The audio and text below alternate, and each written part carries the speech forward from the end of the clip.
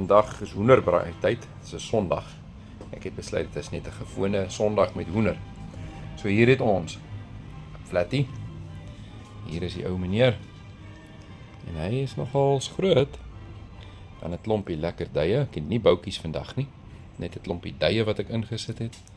Ek het hierdie dui nou al bietjie skoon gemaak. Hy is so bietjie al getrim van al die ekstra vetjies. Lyk met die hoenders was maar bietjie lui geweest. Hulle het nie baie geoefen nie. Dan het ek so 'n paar bleeksiele. Dit is nou hierdie, noem dit maar die fillets wat jy kry. Dit is baie lekker fillets. Maar ek moet ook sê dat dit eintlik maar bietjie minder smaakvol is as die gewone hoender met 'n velletjie. So ons gaan nou 'n lekker hoenderbraai en soos hulle sê, jy moet maar geduld gebruik. Dis hoekom ek daai musiek begin het. Is Schubert, een van sy operas. En die rede is, jy moet geduld hê. En soos met Schubert se musiek, moet jy ook geduld hê met hoenderbraai. Ons sal verder 'n bietjie praat oor strategie van hoenderbraai later. Vuurpak ensovoorts. Met hoenderbraai het jy redelike goeie stompe nodig. Dit is amper soos impakspelers.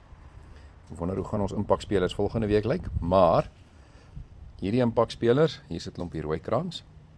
En dan het ek as die spesiale impakspelers het ek so 'n paar van hierdie wingerdstompe wat ek het. Hulle gaan saamgepak word en hulle moet regtig hulle deel doen vandag om 'n lui vuur te maak. Vir hoender het jy 'n baie lui vuur nodig en dit is baie belangrik dat jy lank kan braai.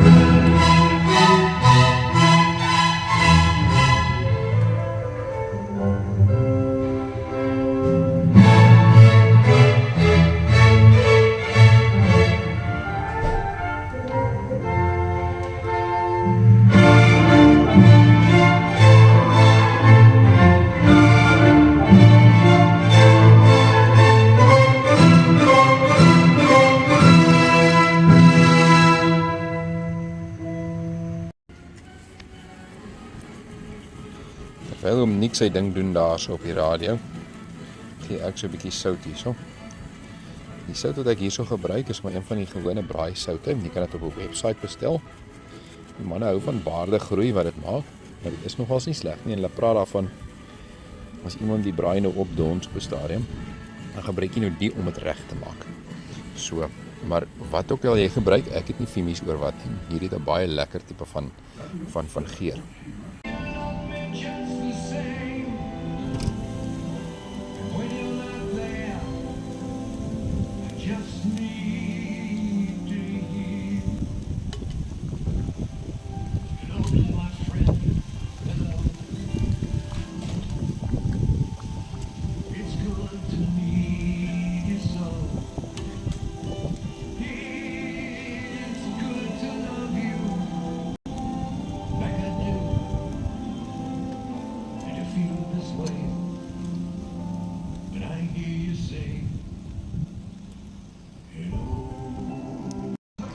Die eerste draai is gedoen.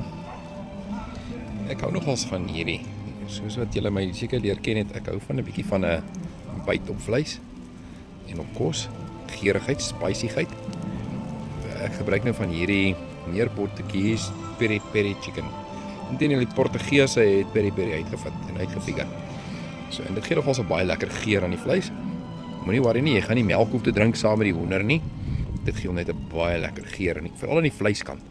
Jy wil iets hê aan die vleiskant wat intrek, wat geur gee. Dit is dit. Hoogte bo seespieël speel 'n plek. Jy kan hierso sien, hy's op die hoogste bo waar hy kan wees. Ons meet hom.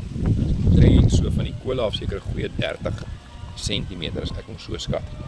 Wat hy hierso om die oor die kolle is. Sorg dat jy genoeg kolle het. Daar mag nog 'n paar stompies brand, soos jy hier kan sien.